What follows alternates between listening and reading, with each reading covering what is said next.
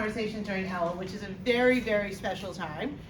And we are having this conversation during Elul in Israel at a time when Israel, on a minute-by-minute basis, is facing more challenges than we all may be used to. And so I want to look at sort of how we personally can get through it, both in Elul, and then I'm going to share something that I've never done before but has been highly requested, which is sort of what I use to help me get me through. Okay? Then after that, I'm going to tell you a little bit about why the honey is here and how special that is, and then we're going to open up to Q&A. All right? So you guys ready? Let's go. Let's go. Let's go. All right. So 8 years ago, I was blind in an electric wheelchair and liquid-only nutrition, left in the basement of a one-star nursing home to die.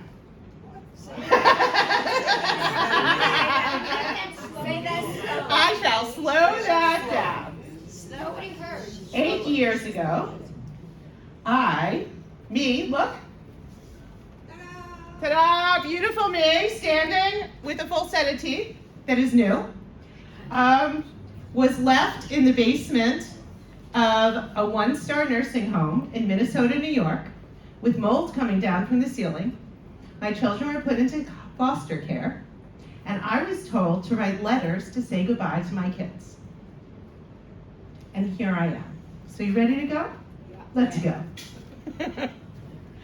So, it's Labor Day weekend. For those Americans here, you know that Labor Day weekend is a federal holiday. For wherever you come from as an expat, or if you're thinking of Israel, think of any federal holiday. And you think, if I'm not feeling so hot and I'm going to go into the hospital, but I don't want to stay, federal holidays usually a good time to go.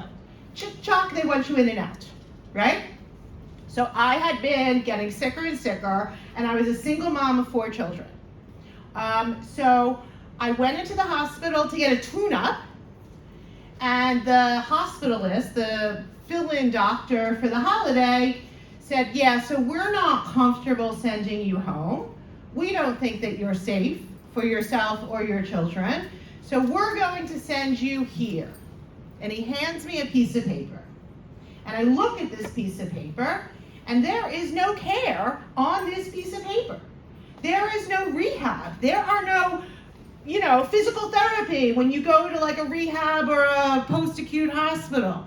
And I look at the sheet. Now, I'm in healthcare, or was before October 7th.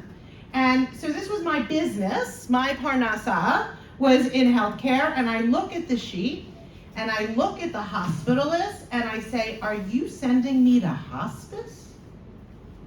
So for those who don't know, hospice is a place where they take you to be comfortable in your death and dying. Now, hospice people do amazing, amazing work, and hospice is a very, very special place for the people who need it. I was an early 40 woman with no diagnosis, with no idea what was wrong with me, with 4 children under the age of 18 who had nobody else to care for. I was not somebody who should have been going to hospice. So I said, I don't like that plan. Let's pick a different one. And they said, oh no. So they bring in a psychiatrist. Now to me, the magic of this story is that they found a psychiatrist who was available for an hour, which in the US, FYI, almost never happens. So the psychiatrist comes in and he sits at my bedside and he says, you have all this time, let's do videos for your kids, let's write letters, embrace the time. I said, no. I said, I'm not writing letters and saying videos. So they bring in security, right? So with the clothes and the wheelchair, I couldn't walk at the time, and they pull in the wheelchair with 2 security guards, and they say, hi, we're here to transport you. And so, FYI, in the United States, you cannot touch a patient unwillingly who's sitting in bed. And I said, make me. So they couldn't touch me, so they eventually left. I did a lay-in, is what I call it, at the hospital. I laid there for 6 days, knowing that there was a bed utilization social worker somewhere who would not be happy having me on a low-pay insurance on what's called observation, which pays the least, taking up a high acute bed. So after 6 days, I win the lottery, and they transfer me to a nursing home.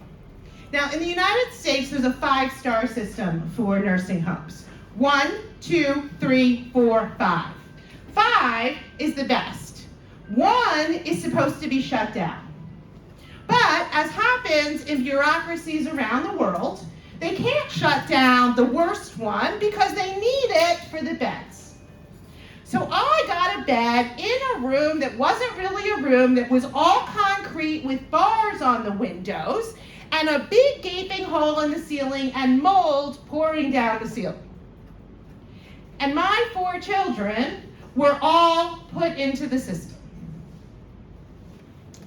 About a month into this, I'm trying to think of everything that we didn't test, what could be wrong, and I'm in my early 40s, and I had requested a mammogram.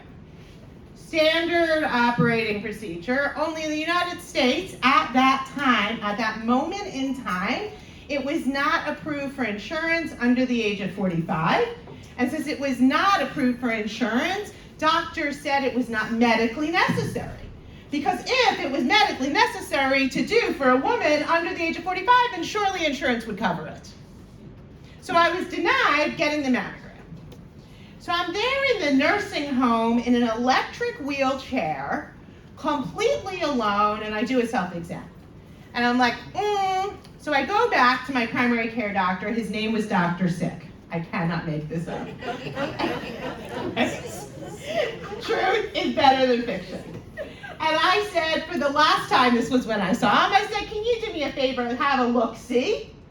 And he says, let's send you right now to the clinic for mammograms. They do 2 mammograms. They're like, let's do emergency biopsies. They do 2 biopsies, and they send me back to the nursing home.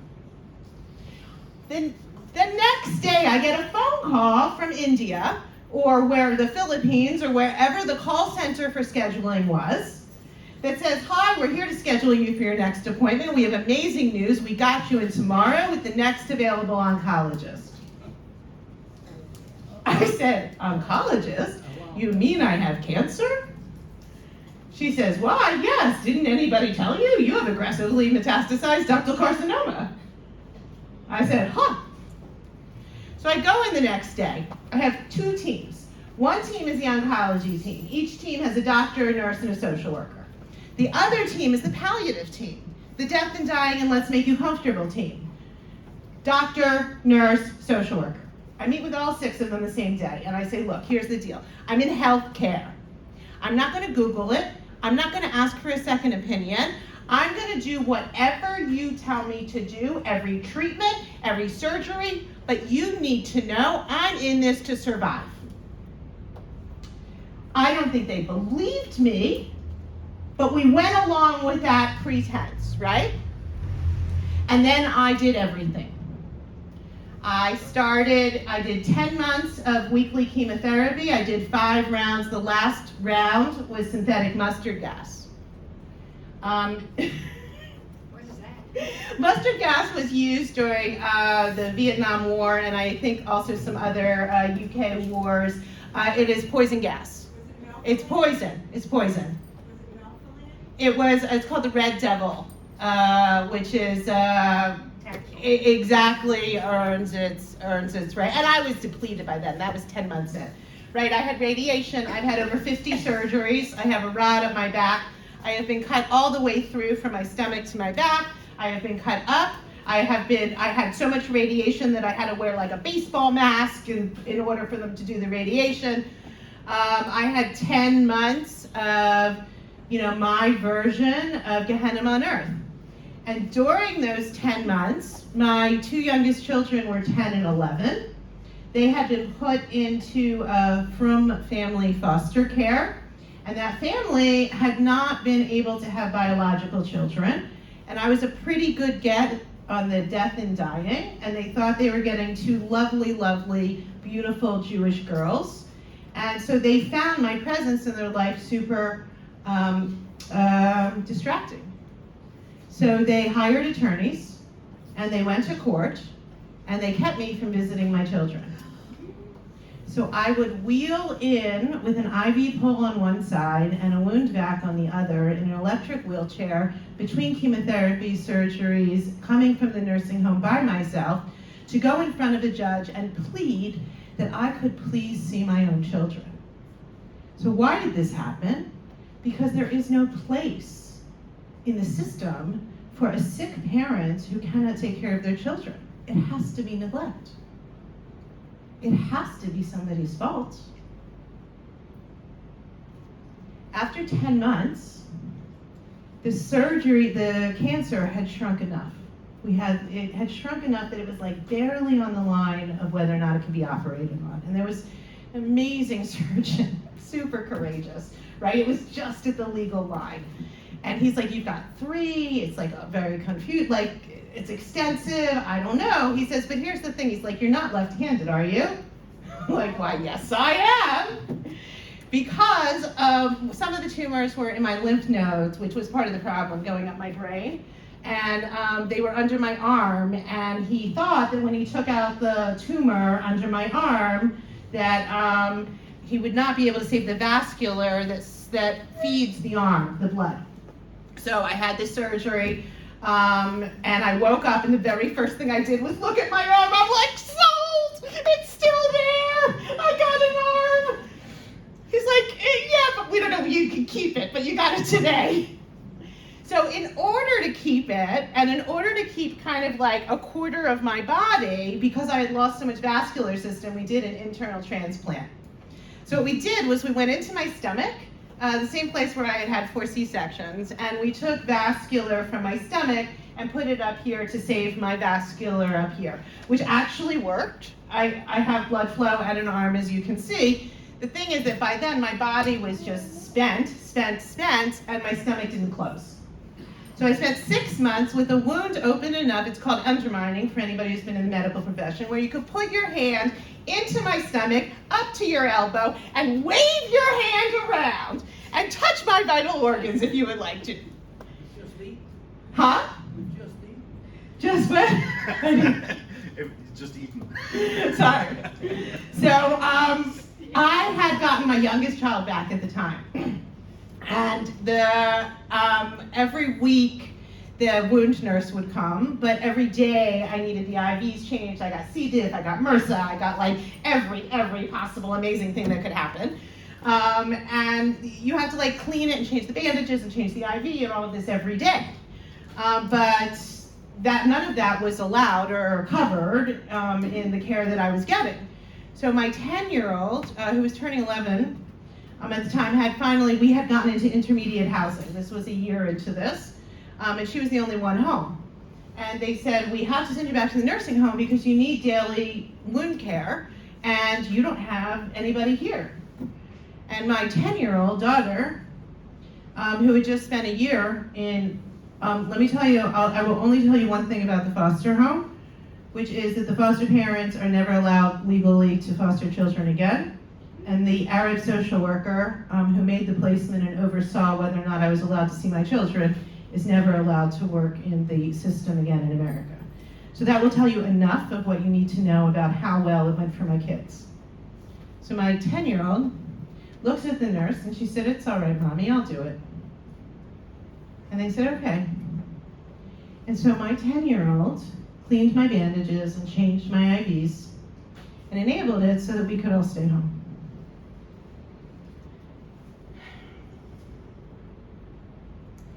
Here's the thing. I rappel off of waterfalls. I go ATVing on the beach. I swim every day in Netanya. It took me an hour and a half to take my first step. It took me 6 months to do this, to touch my fingers. But here I am, living in Eretz Israel that HaKadosh Baruch Hu has given me as my birthright, surrounded by my people who I love, who love me. I didn't just get a chance. I got a life. And so these are my credentials. I know I know that there is so much pain right now. I know that some of the things that we know about are unimaginable how we get through individually and collectively.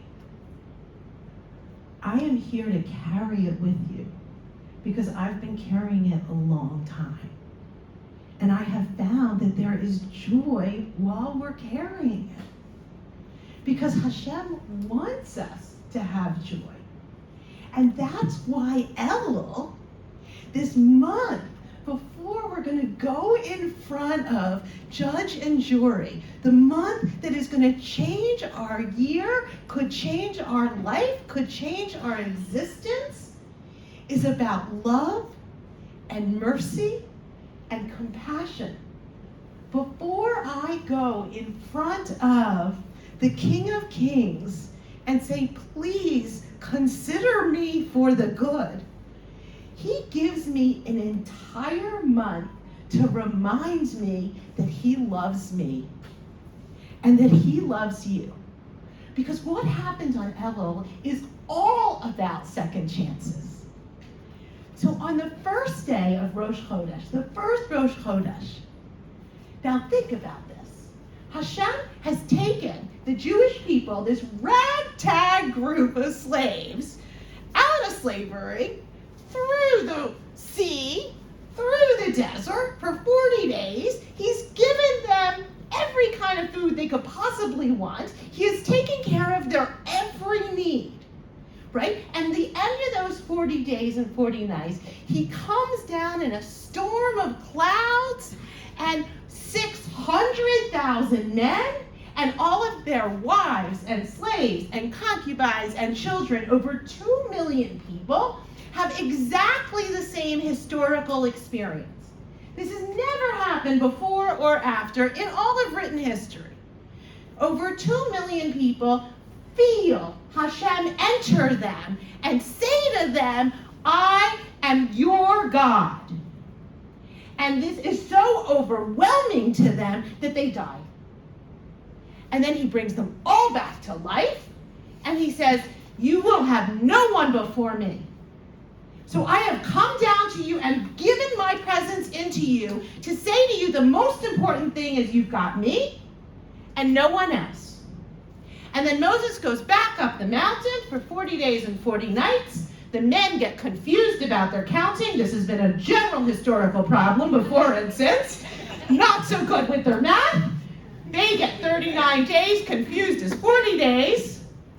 And they come up to Aaron, who's like this person in charge while Moshe is gone, and say, look, he left us. We're alone. We need another leader. We want to build one. Aaron wants to delay them a little bit and says, look, go to the women and get their gold, get their jewels, we'll melt it down and we'll make you a stand-in. They go to the women and say, give us your goods. And to a woman, the women say no. No, we heard Hashem. We felt Hashem. And the men say, but Moses came and went. And they say, no, we know he's going to be back. And on the merit of this, the women were given Rosh Chodesh. And on the merit of this, Am Yisrael was survived.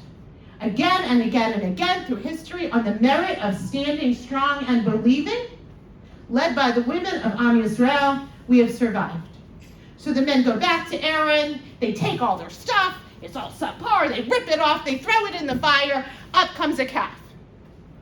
They said, oh, now we've got to stand in God. Moses, who's 80 days now, right, begging and pleading and advocating for the people of Am Yisrael, is coming down with the tablets in the inscription by Hashem himself, and they come down and he sees the ultimate betrayal. The ultimate betrayal. Hashem had taken Am Yisrael out of every awful situation and given them everything and said two things. I am yours. I am yours. Have no one else but me. And the first thing they did was build something. Such betrayal. Such betrayal.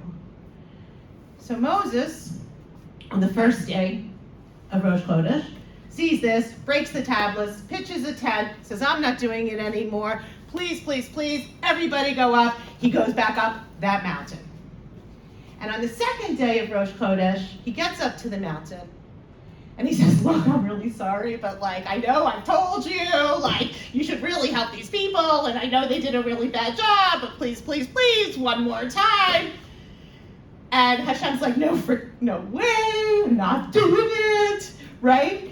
And here's what Moshe says. Moshe says, you love us. You love me. You love them. You told me you love them. I believe you. So show me. Show me who you are. Get close to me. Don't leave me now. Don't leave us. And Hashem wraps himself in a talus and makes himself smaller, right? Like when he created us. And he gives Am Yisrael the attributes of mercy. And he says, just the existence of you knowing that I act in mercy first, this will give you the mercy you need all the way to the end of time when it's going to get really, really bad. I am banking for you that I will always be there for you. And then after, it takes 40 days and 40 nights and another all the way up to Yom Kippur until Hashem actually forgives us. So we are in that moment right now. We have, Am Yisrael, a little embarrassing, right? Right? It's supposed to be all about Achdus. We know that. We're supposed to get along. Here's the whole thing. Love every Jew. That's it. Now go do it. Right? We can't seem to get that right. Right? How the person covers their hair or doesn't cover their hair, or keeps Shabbos or doesn't keep Shabbos, or wears pants or wears a skirt, or goes to the shul, or is Haredi or Dati, or went to this, right? That is what has killed us time and time again. We are told that in every generation they are going to rise up against us. In every generation they're going to come for us. And we will be protected by loving every Jew, as Hashem has loved us. The mercy, the forgiveness that Hashem gave us in Elul, in that original Elul, is our ticket to saving ourselves. Now, the other part, which is, that's beautiful, right? Right? But it's kind of out there. How do we internalize this, right? What did I do? I mean, I'm laying there, right? Basically laying there for a year. I can't even toilet myself. I'm in adult diapers. I can't transfer to take a shower, right? So how could I muster anything? I was on a lot of, surgeries and drugs and everything. So the very first thing, if you want to learn how to survive almost anything, is to believe in the bottom that you have no other choice. Now, of course you have another choice. You can go drink, you can do drugs, you can quit. People quit. You can walk out. You can be the deadbeat dad. I mean, there are so many options available to you, but if you entertain any of those options, you will never have the strength to get through everything else. When you fully believe that you have no other choice, the next step and 98% of success is showing up. And if you question if it's too hard, and if you can, I want you to be able to carry with you that I wheeled myself into the court with an IV pole on one side and a wound vac in another, and no one there for me, and my children across the room, and I couldn't touch them.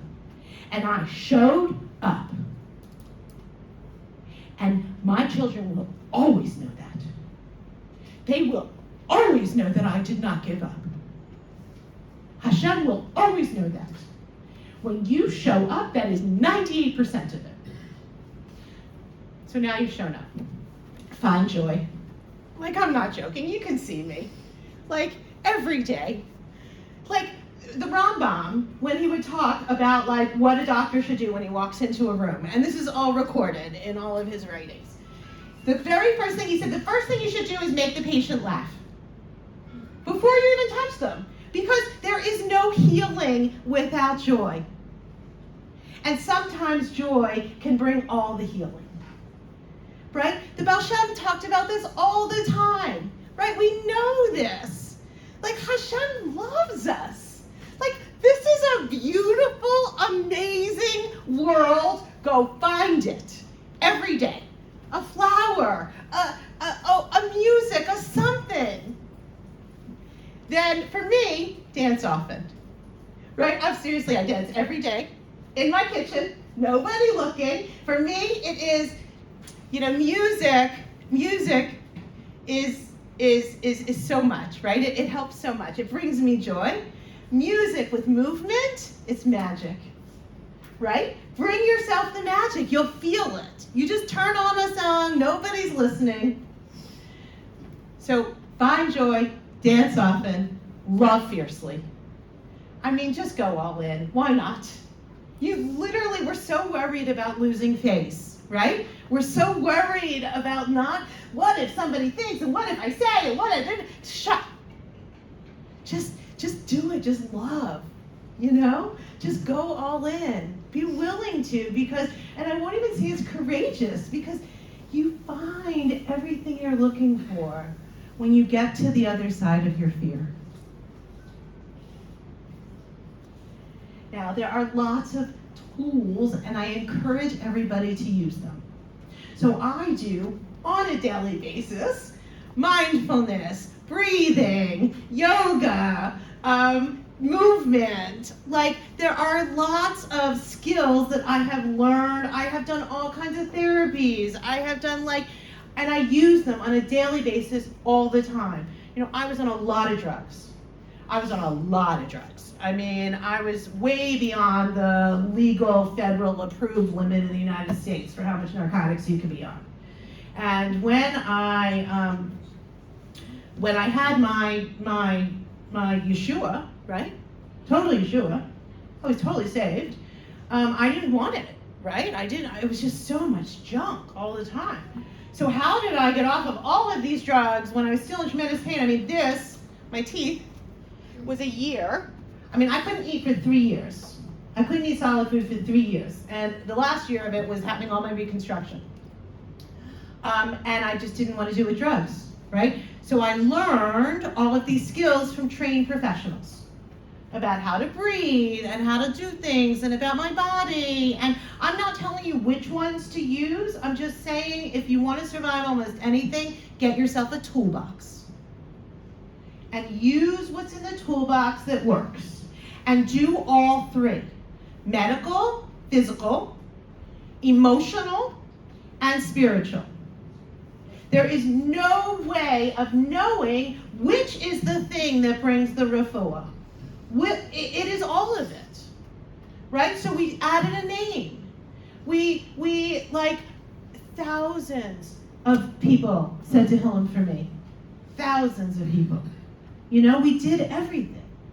And we did all the medical, and I did therapy 2 to 3 times a week. Every week, I never missed an appointment if I was conscious. She even came to my bedside. And then after, I did 7 years of therapy with her, including all of this trauma work, and really not to replace the spiritual work, because it's all part of it. If Hashem gives us a toolbox, use the toolbox. Right? And with that, check in on yourself about whether or not you're taking care of the basics. Did I eat today? Did I sleep enough? Seriously, I check, if you've ever heard this hungry, angry, lonely, tired, halt, it's an old thing from AA. It's totally true. Check in. Do the basics. And remember, before you get on the plane, what do they say every single time? If you're here with children, if you're here with somebody you're taking care of, and the mask comes down, put the oxygen mask on yourself first. because you can't take care of anybody else if you're empty. That said, there is always someone who is more in need of you, and when in doubt, do chesed. Get out of yourself, and I will tell you, I have hosted Sheva Brachas with $4 in my pocket, and absolutely believed and found it to be true that the bracha of the chesed comes back to you so much bigger. But it's so much more than that, right? Because part of the burden of our big problems is that there are big problems, right? And if you only knew my big problem, then maybe you would understand why I'm not nice. Or if you only knew my big problem, then you would understand why I can't possibly do this very hard thing that you're asking me to do. If you knew where I came from, then you would understand that that is just not something I'm capable of doing. Only here's the thing, there is always somebody who needs something that you have to give. Always.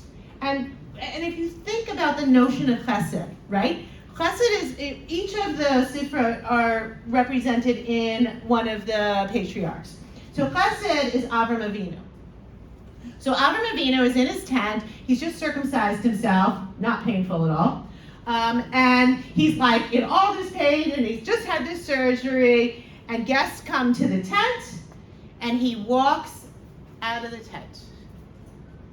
Now think about that in terms of he walked out of his pain. He walked out of his pain because somebody else needed him. And when he did that, we learned what chesed is. Chesed is not an act of kindness. It's not an act of charity. Chesed is when I am willing to get out of myself to understand what you need. That's chesed. Not what I think you need. Not that I have all the answers.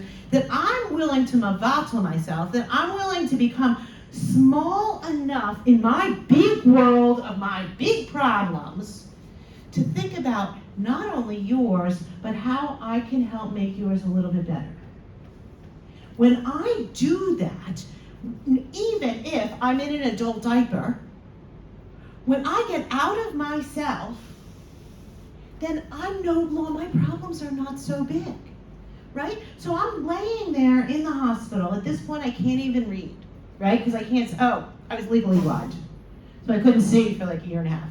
So I'm legally blind, this is like laying in the bed, I can't, and I find out that they're doing a Tehillim train for somebody who was clearly dying faster than I was. And I called them up and I took on some Pesakim. I said, I'll do these. And they didn't know who I was. And and I did them, and then they called me on my cell phone. They're like, are you Gavriella Zahtz, who's like in Park Avenue nursing home? I'm like, yes, I am. They're like, but didn't you like just sign up for like 15 I'm like, yes, I did. I said, thank you so much. They said, what do you mean, thank you so much? I said, thank you so much. I was able to say to Helen that I had memorized, and during that entire time, I wasn't once thinking about my problems. Thank you so much. One of the greatest cruelties we do is when we take away people's right to give. We all have to give, and we all have something to give. So when you're stuck in something that you say is unsurvivable and unmanageable, I want you to step out of yourself. When in doubt, do chesed. Now the last thing that I want you to remember is that success is only 51%, right? Success means I've done something more than I've not done it. So when you're facing something that seems unsurvivable, there are going to be lots of days when you want to pull up the covers, right? There's going to be lots of times when it just feels like the burden of the pain is insurmountable. Success is 51% of the time. You're allowed 49% of the time to pull the covers up and you'll still be successful. So I want you to show up, and I believe in you showing up, and even more so, Hashem knows that you can. Because no matter how awful and insurmountable things are, every nisyonos that we receive is a gift. And I can tell you this because you've just heard my story. I am telling you that the cancer was the best thing that ever happened to me. I am telling you that it was a gift from HaKadosh Baruch Hu, who loves me completely and just wants me to come home. And unfortunately, sometimes those challenges that our neshama needs the most hurt an awful lot. And right now, Am Yisrael is going through a really big one. And it hurts a lot. And it feels like we can't possibly get through. But what we know, and the reason they hate us so much, is that our mere existence is proof of a kept promise. Hashem promised that in every generation they would rise up to kill us. In every generation there would be armies. In every generation there would be haters. In every generation we would be slaughtered and mutilated and locked up and hated, deeply, deeply hated. And he promised that in every generation we would survive. And we have outlived the Romans, and we have outlived the Greeks, and we have outlived the Incas, and we will outlive Hamas. Because we got a promise from HaKadosh Baruch Hu, who loves us, who thousands of years ago on that mountain, when we were completely undeserving of any forgiveness, gave us his attributes of mercy. You've got this.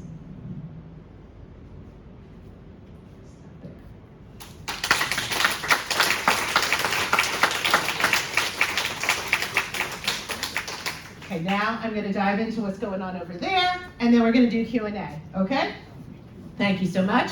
I don't know if I'm good with the endings, right? I kind of like build up, and then I'm like, now what? I feel like I should like have a sign that says, clap now, we need it for the video, and then we'll move on. So, oh yeah, I got to get the sign. Wait till... So, I don't have time to go into all of it because I do try to keep to the timelines that I promised. Though I will tell you, I'm in no rush. I will stay here for Q&A as long as you all want. Really not going anywhere. But over there, you see some amazing, amazing honey. I want to tell you the story of that really quickly. Backtracking, prior to October 7th, I had a career in healthcare, as you all got a bit of.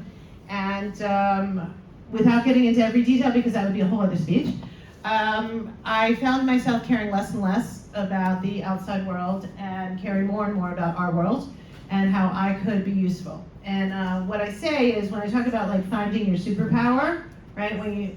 I say that it is where you take everything that you have gone through and everything that you have done and everything that your neshama sings to, and you cross that with what the world needs most from you. And that's where your superpower is. And I found after October 7th that I was really not so interested in being so great at healthcare, but I was super interested in being a shadchan for Am Yisrael. And I had no skills and no ability, but suddenly I just started showing up. And that's resulted in everything from tractors to armored vehicles to syringes to just all kinds of amazing things from amazing people. And then after I tried partnering with people, and then I just realized that if I want to keep doing this work, the work that I believe is the work of my lifetime, I needed to have a nonprofit. And I also started publishing, which I'll give you all, it's all free I'm writing every day of Elul. So, and subscription's all free. I'd love for you guys to subscribe. It's called Substack, is where I publish. And so I got a nonprofit. The nonprofit is called Partners in Hope. And one of the things that we do is support Tahora Unit, which is an elite unit in the north. They're doing amazing, amazing things. We've moved all of our work to focus on the north right now. And through Substack and the work that I'm doing there, and what I'm always looking at for Partners in Hope, I found the work that they're doing here, which is, I really encourage you to talk to them. We have a podcast coming out about their story. Again, a whole other speech I would love to tell you, but it's really remarkable. The short answer is that there are tens of thousands of Jews who are who are our night watch, right? They are standing there holding the fort, and they have to harvest, and they have to grow, and they have to plant, and they've been doing this a long time for Am Yisrael, right? And so they have harvested their honey under the chaos of the Iron Dome and everything else. And I found none of us want to take, right? Why should we have to? Why do we have to? Like, it's such an awful feeling, right? But why would we not all support each other in Parnassa?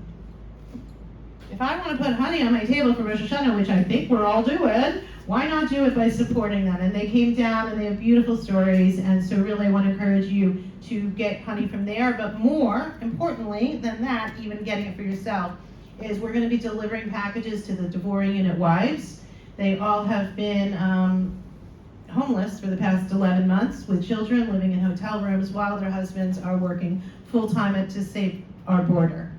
So as a tiny gift, we're going to give them all a package of this honey that has been harvested from here. So when you make your order, if you could just get an extra order and say it's for Devorah unit, it goes a long way to a lot of people. Also, there's a donation box there.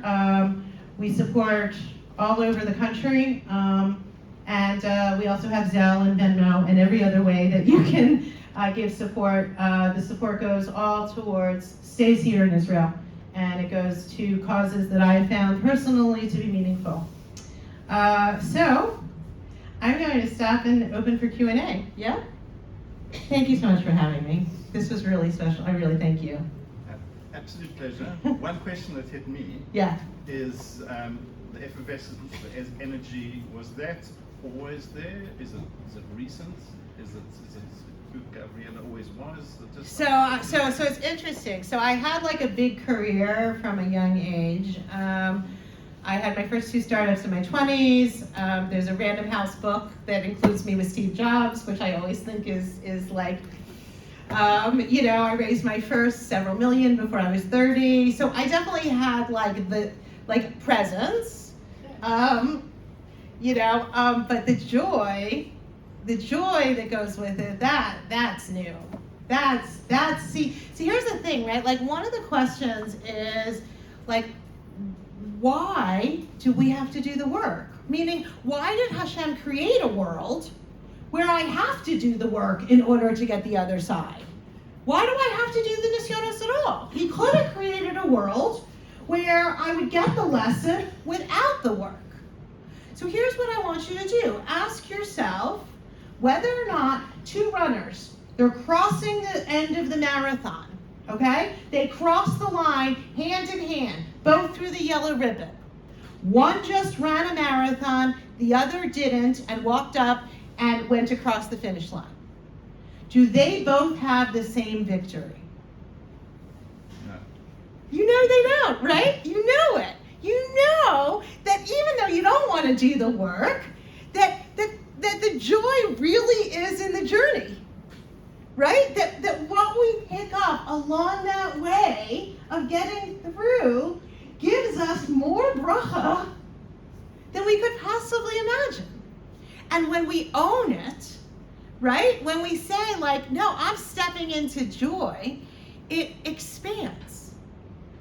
And so I think every day for me gets better than the last. No, for sure it does.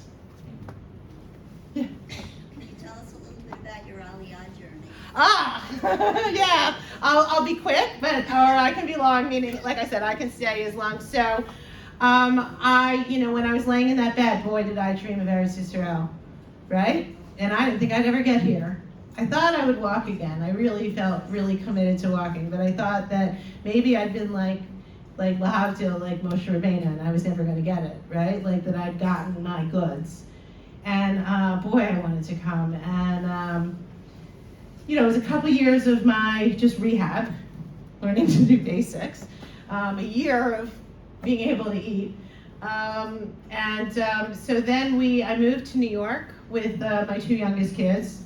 In that time, over time, my first 2 got married. Let me say this also, and then I'm going to jump to the Aliyah. In terms of hope, right, which is, so I don't even have to tell you all, but you can imagine enough of what went through these 4 kids, right? I mean, my son was 16 years old, no father, mother's dying, he's like schlepped off to yeshiva in Miami, he has no friends. I mean, my story also had 4 little people going through, right? So my daughter is married with kids living in Minnesota. My son is a Rebbe at Or Sameach, teaching Kiruv, married, with children. My 3rd daughter is doing Shirut Lumi in Sderot, and my 4th, the 10-year-old, is now just entered MMY in Yerushalayim. The 4th, the youngest, has been a counselor at Camp Hask, taking care of special needs kids for 4 years, was the GEO head of Chesed and Israel, raised thousands of dollars for Israel this year, and was the person on the microphone every day who told people how many days our hostages were in the tunnels. Our nisyonos are challenges, but they become the gifts that we choose to make them. And I think that all 4 of my children are proof positive that you can go through all kinds of things and choose, right? We choose who we are. So I was dreaming of Eretz Israel, dreaming. And so I got a house, we downsized the house, got to a rental. It was about, I came in 2019 for a quick trip. Then during COVID, there was an opening during Thanksgiving Pesach. I actually was in Sfat. It was I spent Hanukkah, Shabbos in Sfat with my son, daughter-in-law, and I went up and down the coast. I was in Netanya for 2 hours. Decided Netanya seemed like the right thing. I had lots of reasons. Went back, and it kind of like went on like this. I was waiting for the tick, tick, tick of the fact that my youngest child was going to graduate high school, so I wasn't going to uproot her, so when she graduated high school, this was my plan. And then it was Erev Shabbos, and as I'm sure you can imagine, I'm a real big believer in like what you put out, right? Like put out the good, like make the commitment, because that's our hishtadlus, right? Our hishtadlus is wanting to do the effort. Having the chizuk, the strength to do the effort, showing up and doing the effort, and the outcome of our effort is all in HaKadosh Baruch Hu's. That's all on him, right? Our part, our bechira is all in like, I want to do the thing. So I said, I'm going to open up a nefesh file, and I'm going to go into the Shabbos and make known that I intend on making Aliyah. I did that paperwork on the computer. I closed the computer. I went into Shabbos. That Shabbos was October 6th. Hashem loves me. I came out of everything from those 2 days. One of my children was missing in the Shomron for a few days. I came through that, and I was like, let's go. I got to get home. Am Yisrael needs me, and I need to be there. So I spent the year coming back and forth. I ran a mission here. I did all of this work that I'd love to tell you guys about, Partners in Hope is doing. Gave up my career, changed my life. And then I was going to come after the 3 weeks. That was, and just FYI, the Jewish agency is like a year behind in doing like interviews to confirm that you're Jewish after you've done the apostilles, that they've now like added more apostilles on that I couldn't do because my ex-husband hadn't filed my marriage certificate, even though we were legally divorced.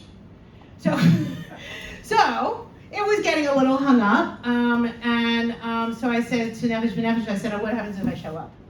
They're like, well, you show up. I'm like, okay, I'm showing up. So I thought that would be after the 3 weeks, and then 31 days before the 3 weeks started, because I wouldn't do it during the 3 weeks personally. And 31 days before the 3 weeks started, I said, why would I wait 3 more weeks? I have 31 days. So in 31 days, I rented an apartment on Zoom. I boxed up 121 boxes for him and put them on a lift. I gave away and sold everything else. And I got myself a one-way ticket on Elul, and I landed here 2 days before the 9 days, 2 days before 3 weeks. So, it's everything, right? It's everything. It's the highest highs and the lowest lows, right? Because it is everything. Because living here, we are living, this is, right, only a few times. When you're in a sukkah, when you're in the mikvah, and when you're in Eretz Yisrael. That's when you're surrounded by a mitzvah, right? We're surrounded. It is, Aliyah is not just like a rising up to return. It is a rising up of our neshama. It is a holier way of being. And anytime we make a big aliyah in our life, whatever it is, anytime we say, I'm going to do what's hard, I'm going to get stronger, I'm going to get better, I'm going to get funnier. There's an equal force that pulls us down, and we know this, and Torah says this. This is not like superstition, right? That everything is a balance, right? So I knew this. So I've had Balagan, right? I feel like I kind of prepared myself. Like, for example, and I'll mention this, I'm looking for a sublet starting next week. So actually, I don't have anywhere to live next week, but I have a lot of bitachon, so if anybody has a sublet or knows of a sublet in North Netanya available next week, right here. So that is, real quick, my Aliyah story. Other questions? First, call like a word for this or not. Oh, thank you. Just on a practical scale, when you told your personal story, it sounded like you all alone. Surely there were some friends or family who were supporting you. So I'll tell you for the positive on that. An interesting connect actually to everything we're doing tonight is that so people ask me about family, and I will just say two things. One, it's my mitzvah to show kibbud avein. That's my mitzvah, and it's supposed to be an unconditional mitzvah. So we show kibbud to our parents not because they deserve it, but because that's what we have to do. So in the lines of that, the only thing I will say is that my family did not show up. But other people did. And one of the people who did was the family whose son is now fighting in Devorah unit. Miriam and Mel Graff. They created a home, not just for me, but for my kids, where I could have Shabbos. They gave me Shabbos with my children at a time when nobody showed up. So when their son called me from Eretz Israel and said, our unit doesn't have uniforms, it doesn't have helmets, we heard maybe you could help, I said, yes. So because we show up for each other, right? I could focus on who didn't show up. I could certainly do that. That's a choice that I'm certainly allowed to make. But where would that get me?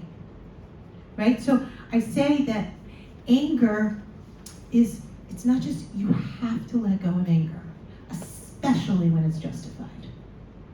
Because if someone has done something so awful to you that it's justified, that everyone says, oh my gosh, what a terrible person if you were to tell them, then why would you give that person free rent in your life?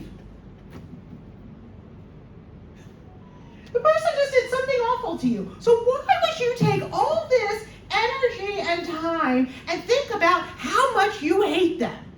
Right? And you know what I'm talking about. You know how it feeds on us, right? Oh my God, I can't believe they did that thing. The parking spot I clearly paid for. Why are they taking that parking spot? I told them 20 times. I wrote a letter to the VOD. How could they still be taking my right? And you're giving them free.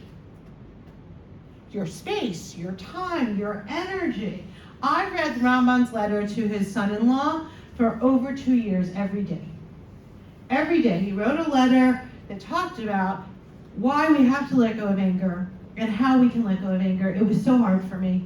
I was so angry. And it was killing me, quite literally. So for myself, I had to let go of it. And so when I let go of the anger and I stopped focusing on the people who had done me wrong and I started focusing on the people who had showed up, I found that there was a lot of full in my life, right? We find what we focus on.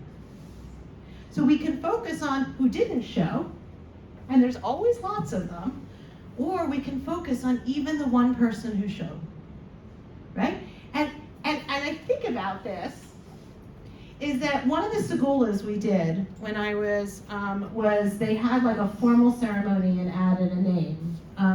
Like a formal, like somebody was given aliyahs, they had like a su'uda to add a name. And my name, which was Gavriella, became Gavriella Devora. And now, my nonprofit, Partners in Hope, is supporting the Devora unit in the northern border, under command partially by the son of the mother and father who gave me a home to have Shabbos with my children. That is Am Yisrael.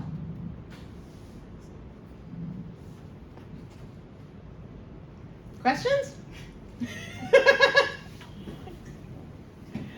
I will be around. Please get honey. Please get honey and write Devora on some of your honey. Please, please. We'd love to deliver those. We'll send pictures.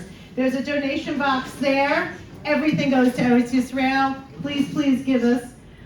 Looking for a sublet? Feel free to call me. We also take Venmo and Zelle and everything else, and also the Substack. So thank you so much, everybody. Thank you so much. I just want to say, amazing, Gavriella, thank you so much for an uplifting, inspiring Elul message. I know for me personally, I was uplifted by your story and your energy and positivity, finding joy. I personally believe the reason you're finding joy is because, as Viktor Frankl says, man's social meaning, when you tap into that which is meaningful, Yes. that's, in other words, you don't search for joy, you don't pursue it, you pursue meaning. And if you're really lucky, joy follows. And I think obviously maybe the joy, and I have no doubt the joy that you're experiencing is you tapping into that meaning, and that is, but just thank you so much. I was really excited.